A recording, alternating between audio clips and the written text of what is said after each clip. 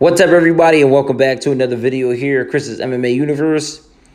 For this video here, I'm not going to be talking about a fight. I'm actually just going to be talking about Conor McGregor in his last interview that he had, which was just, I think just a couple days ago, that he had with Ariel Helwani on SportsCenter. And it was a shocking interview that, you know, Conor McGregor actually came out, broke his silence on a couple things and answered some questions that we all wanted to know as fans. And, you know, at the media, of course, wanted to know as well. I'm sure they'll have fun with their headlines. And Ariel Helwani was... Now, I'm just going to say a couple things about both men. Now, Ariel Helwani was coming at Conor McGregor very, very formal.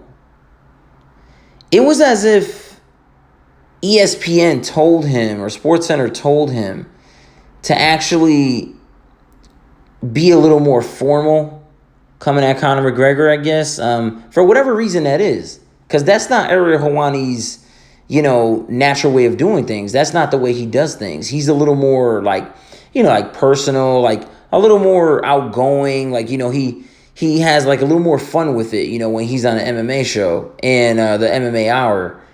But the fact that he was coming at Conor McGregor a little more formal. Now, I know it's not that different, you know, like where I'm sure a lot of the people that watched the video or watched the interview, would actually just not really think too much of it.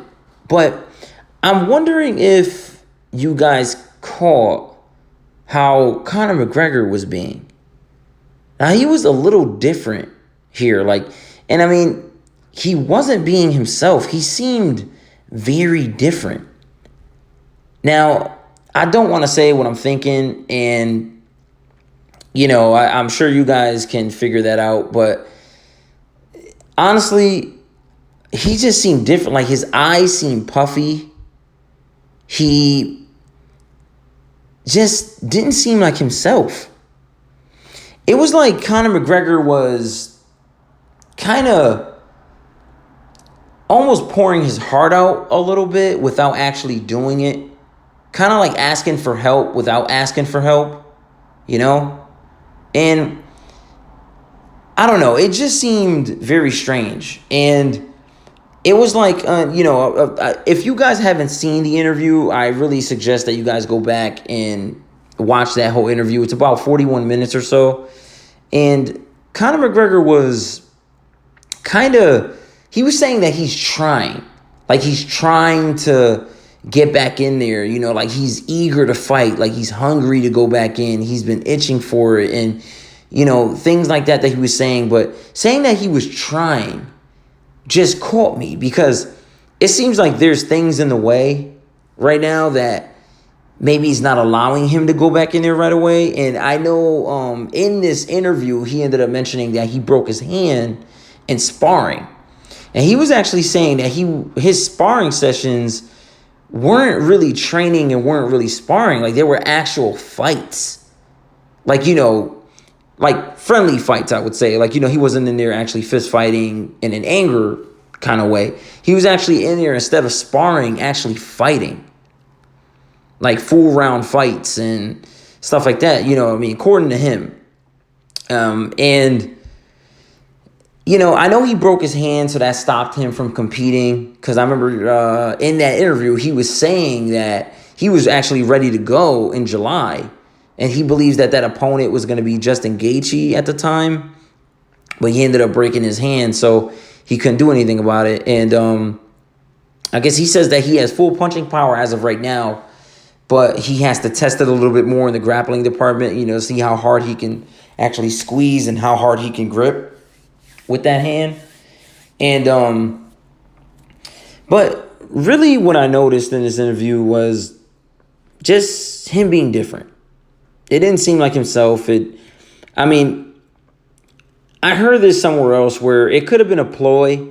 Maybe it was something that he was doing that was a tactic on kind of like a business strategy, where maybe he just wanted to mention the whole thing about the pub situation where, because he did talk on that, but he didn't speak on it, on what he did. He didn't mention any detail. He actually took a better, choice and a better path of explaining, on just saying, what happened, and, there's no reason to get into it. Just, I'm in the wrong, and, I should have never done it. Where maybe he's a little scared that his whiskey won't sell as much now, or won't sell as well. And seeing as how this was a situation that had his whiskey a part of it, maybe he's doing this as a business tactic, as trying to come out and win the fans back over, and, come out here and play the nice guy role. Or maybe he was genuine. Maybe he was. I don't know which way it goes. I just think that there's more there than the interview itself. And if you really just read between the lines, you'll be able to see what I'm talking about. Where he just seemed very different. He seemed very strange. And it also, something else that kind of caught my attention was what he was talking about the fighters, like in his division, like where he was mentioning that there's plenty of fights that he can take. He was giving compliments to everybody, like Nate Diaz and stuff like that. And he ended up acknowledging the fact that Khabib ended up catching him with the lucky right hand. Even though it was a beautiful right hand, he feels it was a lucky right hand, and that his camp just wasn't done correctly for that fight. And he would love to do it over and correct his mistakes. And but also what I see from that is it seems like he's a little sad in a way, where he feels like he's doing all these wrong things outside of the octagon, where he's smashing people's phones, and he's giving left hooks to elderly men in a pub, and he's doing all these declines where the fighters in his divisions where he fought are actually just uprising, and they're actually, just doing better. They're actually, achieving all these goals that he once did, and he's saying that, he wants to get back in there, he wants to achieve that title again. And, it just seemed like he was kind of giving like a cry for help without actually asking for help. And I really want you guys to go back and watch that interview, or if you guys already did, just let me know what you guys think in the comments on what I mentioned here today in this video. And I really just think that there was more there. I really think that there was more there. And, it just seemed very strange. And I just want to know what you guys think.